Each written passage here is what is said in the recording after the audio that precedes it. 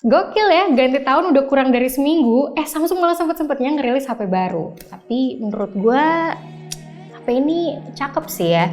Dengan munculnya Galaxy A12 ini menurut gue brand-brand Cina udah mulai harus waspada. Kenapa? Karena Samsung makin kesini makin waras, dia udah ninggalin image yang sebelumnya yang biasanya ngerilis HP menengah ke bawah, tapi harganya lumayan, cuma speknya kentang.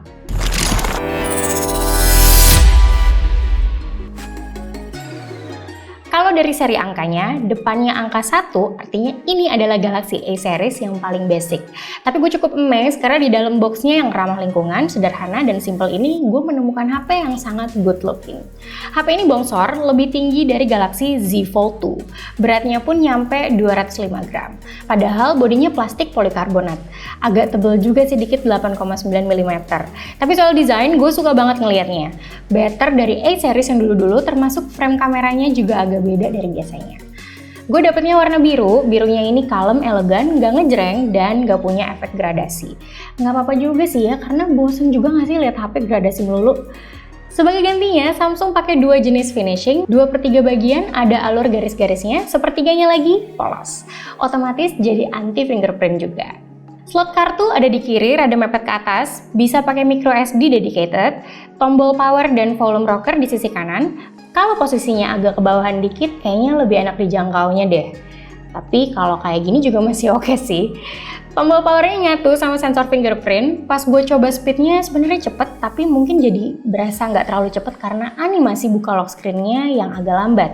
Buat yang masih punya earphone kabel, bisa kalian pakai di Galaxy A12 karena ada port jack audionya sebelahan sama port USB-C. Kalau dari desain back covernya, seakan-akan HP ini tuh menggambarkan harganya itu 4 juta ke atas. Tapi kalau udah ngelihat desain layarnya, jujur apa adanya. Dan memang kalau kita udah ngelihat ke bagian depan, kita pasti nebak HP ini tuh harganya sekitar 2 jutaan. Dan emang benar, harganya emang segitu. Bezelnya nggak bisa dibilang tipis, tapi masih pakai Pony Infinity V. Kalau sekarang kan rata-rata udah pakai punch hole. Tapi yang jelas, dimensi layarnya lega, diagonalnya 6,5 inci. Buat nonton drakor atau main Genshin Impact sih udah berasa lega ya. Tapi emang kuat jalanin Genshin Impact? Sayangnya pas gue coba pakai grafis rata kiri masih belum nyaman dipakai mainnya. Abis gimana ya, emang gamenya yang kelewat berat sih. Chipset high-end aja cepet demam main game ini. Makanya gue lebih rekomen buat main game yang lebih ramah.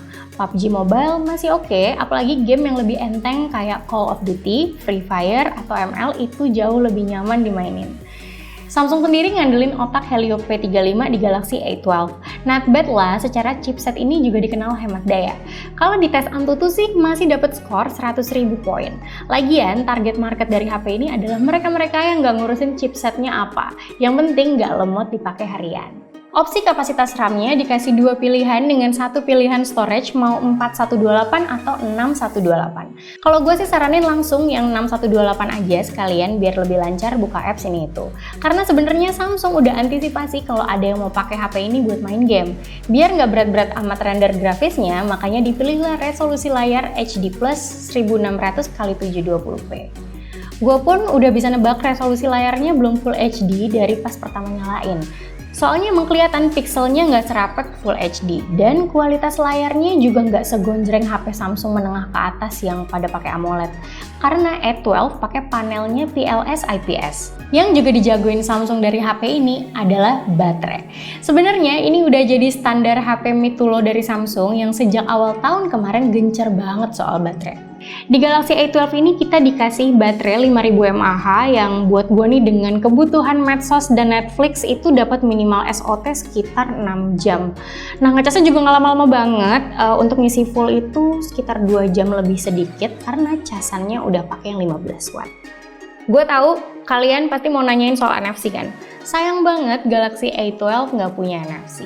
Padahal harganya udah lumayan kompetitif nih. Yang 4128 2,5 juta, yang 6128 2,8 juta. Tapi ingat, kita harus spare dana lagi buat casing sama anti gores karena nggak dapet di dalam boxnya.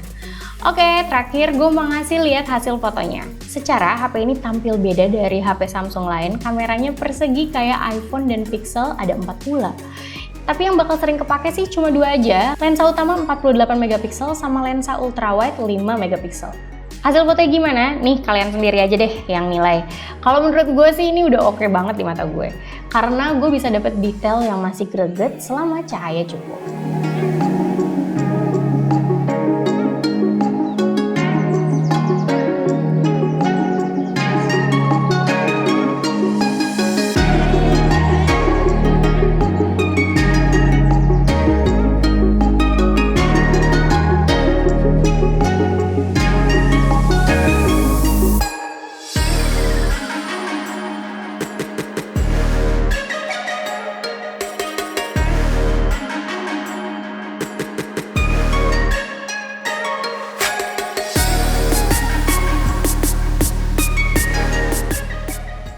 Hai guys, ini kamera depan dari Galaxy A12 dengan resolusi Full HD 30 fps.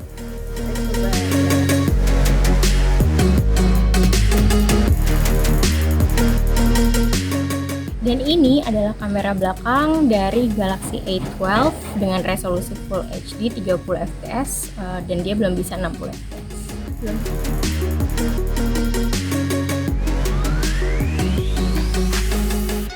Fix dari first impression gue nilai si Galaxy A12 ini bisa menjadi obat penyejuk hati buat para fans Samsung yang mendambakan HP kece tapi dalam rentang harga 2 jutaan. Ya, karena kita tahu sendiri, HP Samsung kalau udah harganya di bawah 3 jutaan, gimana gitu deh selama ini. Tapi ya sekarang kalian bisa nilai sendiri gimana kerennya si Galaxy A12 ini.